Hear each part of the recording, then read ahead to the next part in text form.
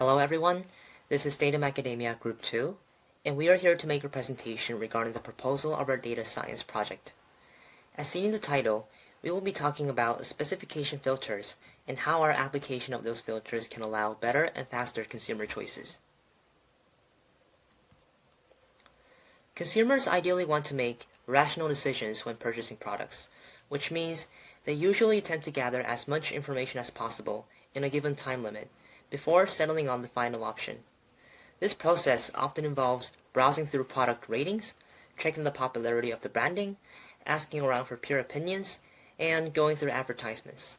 Among them, the best way for a prospective customer to research a product prior to purchase would be to read through customer reviews, because it is possible to understand the peculiarities of the product from the people who already have experience using it.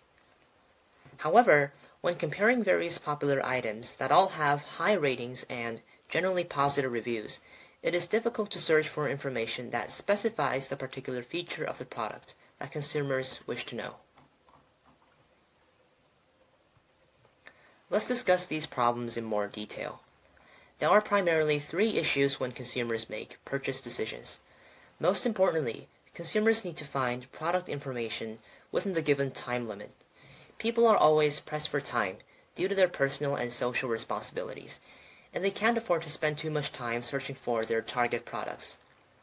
Therefore, consumers wish to quickly identify items that they wish to purchase as efficiently as possible. Furthermore, there is simply too much information. For example, there can be hundreds of reviews for each product, with various opinions. The best way to get a feel of the product will be to read through all of them. But that leads us back to the first problem, which is time consumption. Finally, the information should be unique. Different people look for different features, even when they access the same product. And the general ratings, as well as the standard advertisements, often do not reflect their desire to discover those specifications. So consumers will want to find some keywords which accurately find their personal preference about their product. In this research, we will attempt to formulate a way that can allow people to make better and quicker purchase decisions by creating a filter that corresponds to the customer's individual objectives. We will narrow our research to the field of skincare, which arguably has one of the highest levels of sensitivity in the market when it comes to product selection. Skincare products vary greatly in terms of quality, and the prospective consumers often have distinguishing needs when purchasing the same type of product, since it is the best way to enhance their first impression and individuality. Through this project, we will be able to make possible improvements on the current product classification system, which will allow consumers to decrease their time and effort and still successfully identify products that meet the independent requirements. So our research question is the following. How can we improve the purchase decision-making process of consumers for skincare products under the constraints of time and information overload?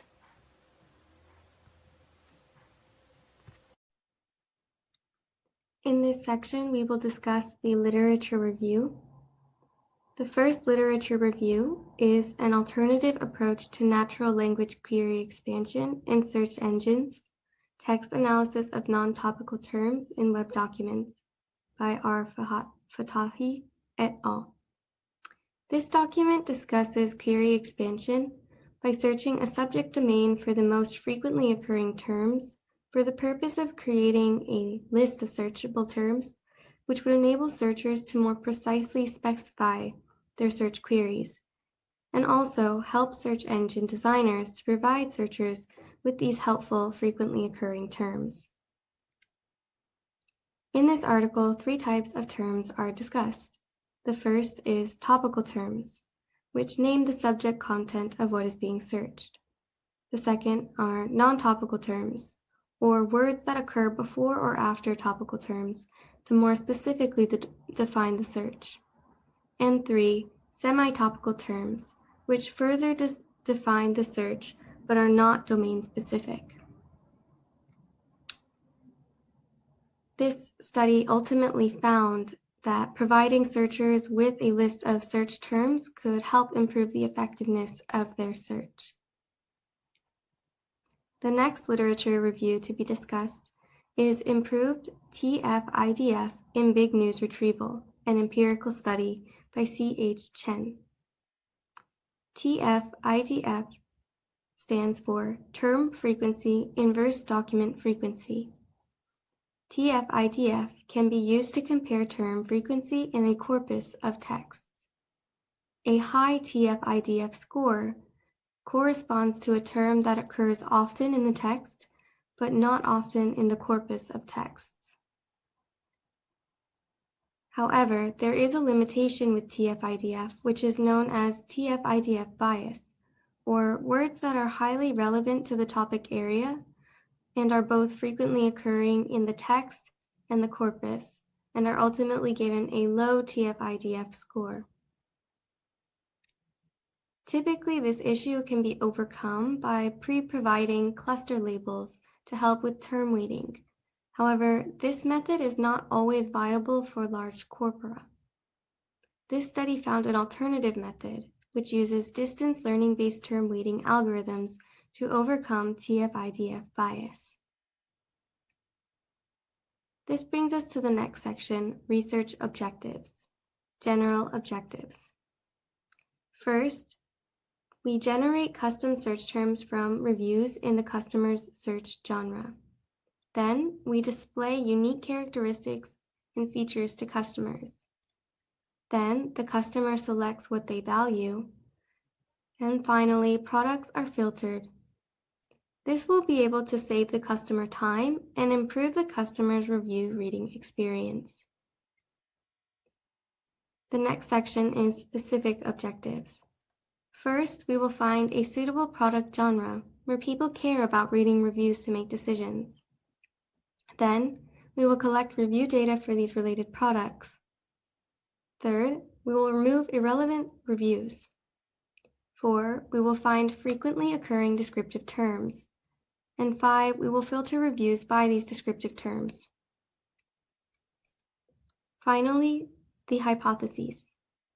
We hypothesize that custom filters will improve the purchase-making decision process and experience for customers. Some custom filters may also have filter terms which can be positively or negatively connotated and will therefore require additional filtering to determine the sentiment. So the next part, also the last part we are going to talk about is the research methodologies. For the variable, we have the independent variables, so-called the input for our models are the category, the price, the height, the total star, the reviews, and the review star. And for the dependent variable, the output of our model, we have the relevant descriptive terms. Since the purpose of our model is to generate the relevant search term to a particular categories based on how the customer feels about a particular product through the reviews. The types of study we will be using throughout our project are both qualitative and quantitative. To be more specific, the quantitative analysis will help us to determine the importance of a word throughout the reviews. Words that appear a significant amount of time should be noticed. However, words that appear too frequently may not contain meaningful insights. For example, the words like the, I, is, are, so-called stop words should be removed for further processing. On the other hand, the qualitative studies is useful for understanding the perception underlying and influence customer behavior. It also helps to identify the customer need and capture the language and imaginary uses to describe and relate to products. The data we are going to use will be scraped using a web scroller. A web scroller copies the web so that they can be processed later by the search engine. For this particular project, we are building an exclusive web scroller powered by Selenium. For the sampling, data regarding a particular type of product, for example, moisturizer, will first be extracted separately as a training data set for building our model. We can then determine if we can create a new descriptive search terms relevant to that search genre and filter the reviews that are more tailored to what the user is looking for. As for the plan for data collection, we first choose a product genre that people cares about reading reviews to make decision, and we have decided to be skincare products. Then we choose a website to get the data. We all agree to use the Sephora website since it is one of the biggest online cosmetic retailer websites in the world. Then we build a web crawler. We have to adjust the crawler to fit the data that we want to scrape. And then finally, we save the data in a CSV file. As for the data processing and analyzing process, we first, of course, need to clean the data. We clean data frequently occurring but non-useful search terms, so-called the startboard using the TF-IDF. Then we visualize the data that we have to get an overview. For that, we can extract the frequently occurring descriptive search term. We will classify the data first according to its relevance to the products, and then according to negative or positive perspective to the products. The reviews that are irrelevant or too negative will be filtered out. Then we will take our group of samples of a particular genre to build a model. In order to build a model, we first analyze the data set feature. Then we create a model that produces new descriptive search terms relevant to the genre and filter out the reviews using those terms.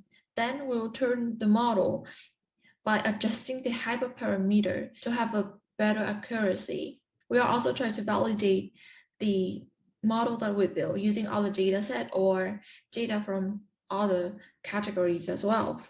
Speaking of ethical considerations, all the data used in this project will be collected, processed, and analyzed with no other use than our objective. No specific personal information or no specific brand will be targeted in this project. This project is for academical purpose only. Is it non-profitable? And because of the nature of our projectives, depends on a large scales of input data in order to provide a valuable output. Therefore, no pretest or pilot studies is planned. Instead, we will justify our method throughout the sampling process. That is the end of this video. Thank you so much for listening.